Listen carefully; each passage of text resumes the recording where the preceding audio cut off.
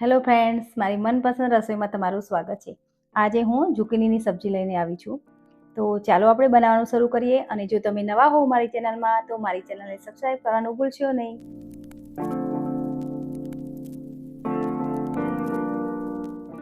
જો આને આપણે ધોઈને લઈ લીધી છે. હવે એને આપણે કટ કરી લઈશું.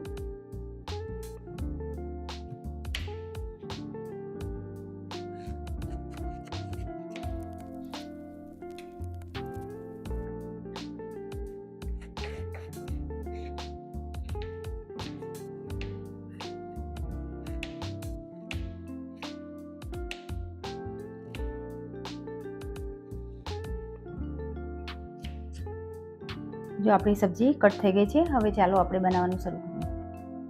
જો આપણે એક કઢાઈ લઈ લીધી છે. ગેસ ચાલુ કરી દઈશું આપણે. અને એમાં 3 ચમચી જેટલું આપણે ઓઇલ લઈ લઈશું. ને એને ગરમ થવા દઈશું આપણે. જો ઓઇલ ગરમ થઈ જાય ને એટલે આપણે એમાં રાઈ નાખી દઈશું.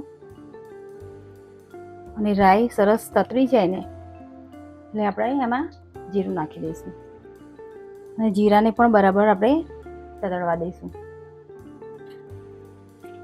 જો રાઈને જીરું તતરી ગયું ને પછી આપણે 2 સૂકા લાલ મરચાં નાખીશું અને લીમડો નાખીશું. અને થોડીક આપણે હિંગ નાખવાની છે. અને 1 લીલું મરચું નાખીશું આપણે.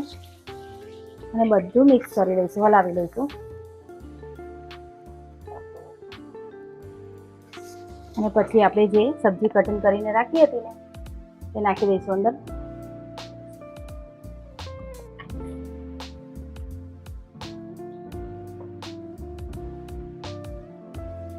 બધું બરાબર મિક્સ કરી લઈશું.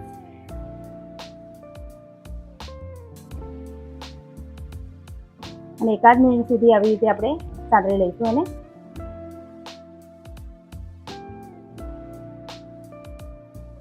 અને પછી એમાં થોડું ટેસ્ટ પ્રમાણે આપણે સ્વાદ અનુસાર મીઠું નાખીશું. અને ફરીથી એને મિક્સ કરી લઈશું.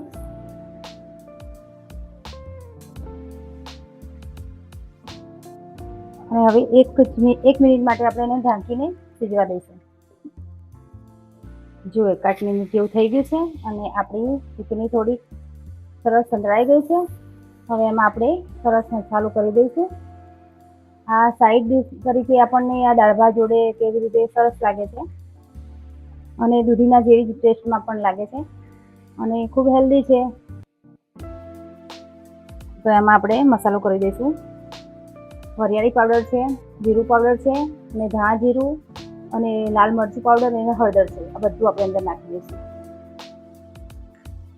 અને ફરીથી બરાબર મિક્સ કરી લઈશું. અને હવે એને પાછું આપણે ઢાંકણું ઢાંકી અને એને ચડવા દઈશું. અને વચ્ચે વચ્ચે હલાવતા રહીશું. આમાં પાણી નાખવાની જરૂર નથી, કારણ કે આમાં પાણીનો ભાગ વધારે હોય છે તો એની જાતે જ ચડી જશે. વચ્ચે વચ્ચે આપણે એને હલાવતા રહેવાનું છે.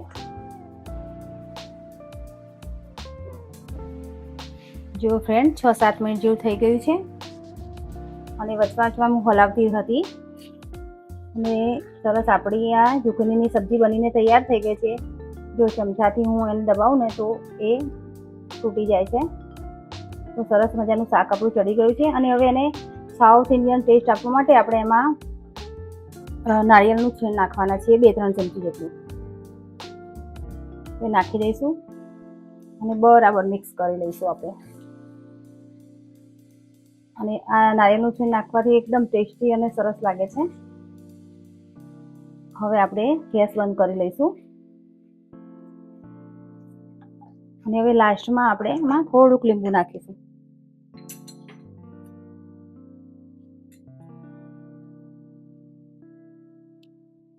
અને મિક્સ કરી લઈશું આપણે. જો આપણી સરસ મજાની ઝુકીનીની સબ્જી બનીને તૈયાર થઈ ગઈ છે. હવે આપણે એમાં કોથમીર નાખી દઈશું અને સર્વ કરી લઈશું. જો ફ્રેન્ડ, સરસ મજાની આપણી ઝુકીનીની સબ્જી બનીને તૈયાર થઈ ગઈ છે. અને રોટલી ભાખરી સાથે ખૂબ જ ટેસ્ટી લાગતી હોય છે. અને જો તમને મારી આ રેસીપી પસંદ આવી હોય તો મારી ચેનલને લાઇક, શેર અને સબસ્ક્રાઈબ કરવાનું ભૂલશો નહીં.